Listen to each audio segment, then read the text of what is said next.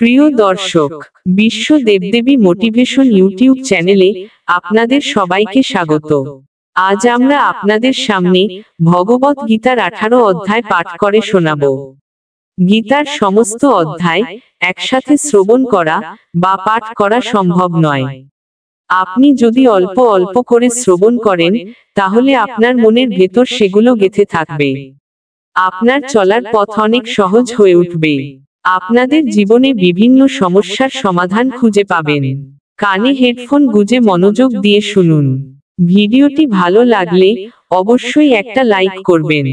এই ধরনের ভিডিও আরো দেখার জন্য আমাদের চ্যানেলটিকে সাবস্ক্রাইব করে রাখুন। অধ্যায় 18, মোক্ষ সন্ন্যাস যোগ। ত্যাগ ও আত্মসমর্পণের পূর্ণতার মধ্য দিয়ে যোগ করুন। ভগবদ্গীতার এই শেষ অধ্যায়টি সবচেয়ে দীর্ঘ, কারণ এটি অনেক বিষয় ব্যাখ্যা করে। এটি শুরু হয় অর্জুন শ্রীকৃষ্ণকে ত্যাগ সম্পর্কে শিক্ষা দেওয়ার জন্য এবং এই দুটি সংস্কৃত শব্দের মধ্যে পার্থক্য ব্যাখ্যা করার জন্য অনুরোধ করে। সন্ন্যাস কর্ম ত্যাগ এবং ত্যাগ কামনা ত্যাগ, কারণ উভয়ই মূল শব্দ থেকে এসেছে, যার অর্থ পরিত্যাগ করা। একজন সন্ন্যাসী হলেন যিনি পারিবারিক এবং সামাজিক জীবন ত্যাগ করে সাধনা আধ্যাত্মিক শৃঙ্খলা অনুশীলন করেন। এবং একজন ত্যাগী হলেন যিনি তার কর্মের পুরস্কারের জন্য স্বার্থপর ইচ্ছা ছাড়াই কাজ করেন। যাই হোক, শ্রীকৃষ্ণ অন্য ধরনের ত্যাগের পরামর্শ দেন। তিনি ঘোষণা করেন যে কর্তব্য, ত্যাগ, দান, তপস্যা ইত্যাদির মতো নির্ধারিত কর্ম কখনো ত্যাগ করা উচিত নয়, কারণ এগুলি এমনকি জ্ঞানী আত্মাদেরও পবিত্র করতে সহায়তা করে। একজনের কর্ম কেবল কর্তব্যের বিষয় হিসাবে গ্রহণ করা উচিত, তাদের ফলের প্রতি কোনো আসক্তি ছাড়াই। শ্রীকৃষ্ণ অর্জুনকে কর্মে অবদানকারী 5টি কারণ, কর্মের 3টি উপাদান এবং কর্মকে অনুপ্রাণিত করে এমন 3টি কারণের বিশদ বিশ্লেষণ দেন। তিনি এই প্রতিটি কারণকে 3টি গুণের সাথে সম্পর্কিত করে বর্ণনা করেন। তিনি ঘোষণা করেন যে যারা নিজেদেরকে তাদের কর্মের একমাত্র কারণ হিসেবে দেখেন তারা অজ্ঞ। তবে তাদের শুদ্ধ বুদ্ধির কারণে জ্ঞানী ব্যক্তিরা নিজেদেরকে তাদের কর্মের কর্তা বা ভোক্তা বলে মনে করেন না। তারা সর্বদা তাদের কর্মের ফলাফল থেকে বিচ্ছিন্ন থাকেন, তাই তারা তাদের কর্মের কর্ম প্রতিক্রিয়া থেকে মুক্ত থাকেন। এরপর শ্রীকৃষ্ণ ব্যক্তিদের উদ্দেশ্য এবং কর্মের পার্থক্যের কারণ ব্যাখ্যা করেন। তিনি প্রকৃতির 3টি গুণ বা গুণের উপর ভিত্তি করে জ্ঞানের ধরন, কর্মের ধরন এবং সম্পাদনকারীর শ্রেণীবিভাগ বর্ণনা করেন। তারপর তিনি বুদ্ধি, সংকল্প বা দৃঢ় ইচ্ছাশক্তি এবং সুখের জন্য একই রকম বিশ্লেষণ দেন। এই অধ্যায়ে আরও শ্রীকৃষ্ণ আধ্যাত্মিকতায় সিদ্ধি অর্জনকারী এবং ব্রহ্মকে উপলব্ধিকারী ব্যক্তিদের গুণাবলী বিস্তারিতভাবে চিত্রিত করেছেন।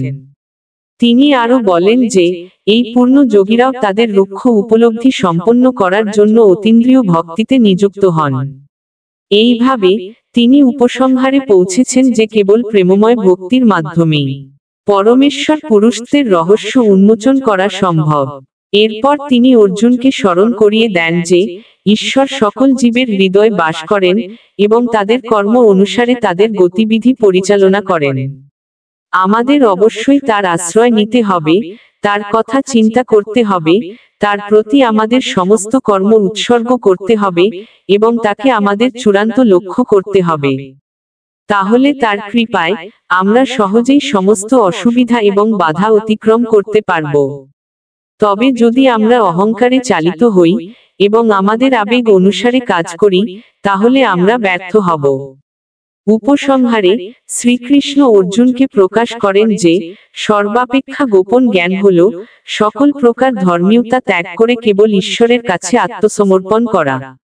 তবে তিনি সতর্ক করে দেন যে এই জ্ঞান কেবল ভক্তদের সাথেই ভাগ করে নেওয়া উচিত, যারা তপস্বী নন তাদের সাথে নয়, কারণ তারা এই ঐশ্বরিক জ্ঞানের ভুল ব্যাখ্যা করতে পারে এবং দায়িত্বহীনভাবে সমস্ত কর্ম পরিত্যাগ করার জন্য এর অপব্যবহার করতে পারে। কিন্তু যজ্ঞ আত্মাদের কাছে এই গোপন জ্ঞান ব্যাখ্যা করা হলো প্রেমের সর্বোচ্চ কাজ এবং এটি স্বয়ং ঈশ্বর দ্বারা লালিত। ঐশ্বরিক জ্ঞানে আলোকিত হয়ে অর্জুন শ্রীকৃষ্ণকে বলেন যে তার সমস্ত সন্দেহ এবং মোহ দূর হয়ে গেছে এবং তিনি তার নির্দেশ অনুসারে কাজ করতে প্রস্তুত। অন্ধ রাজা ধৃতরাষ্ট্রকে শ্রীকৃষ্ণ এবং অর্জুনের এই পবিত্র কথোপকথন বর্ণনাকারী সঞ্জয় অবাক হয়ে যান এবং আনন্দে তার লোম দাঁড়িয়ে যায়। তিনি তাদের কথোপকথন এবং পরমেশ্বরের ঐশ্বরিক মহাজাগতিক রূপের স্মৃতি স্মরণ করার জন্য যে গভীর আনন্দ এবং আনন্দ অনুভব করছেন তা রাজাকে জানান। তিনি ভগবদ্গীতা ঈশ্বরের ঐশ্বরিক সঙ্গীত এই গভীর ঘোষণা দিয়ে শেষ করেন যে বিজয়, মঙ্গল, ঐশ্বর্য, সার্বভৌমত্ব সর্বদা ঈশ্বর এবং তার শুদ্ধ ভক্তের পক্ষে থাকবে এবং পরম সত্যের আলো মিথ্যা এবং অধার্মিকতার অন্ধকারকে পরাজিত করবে।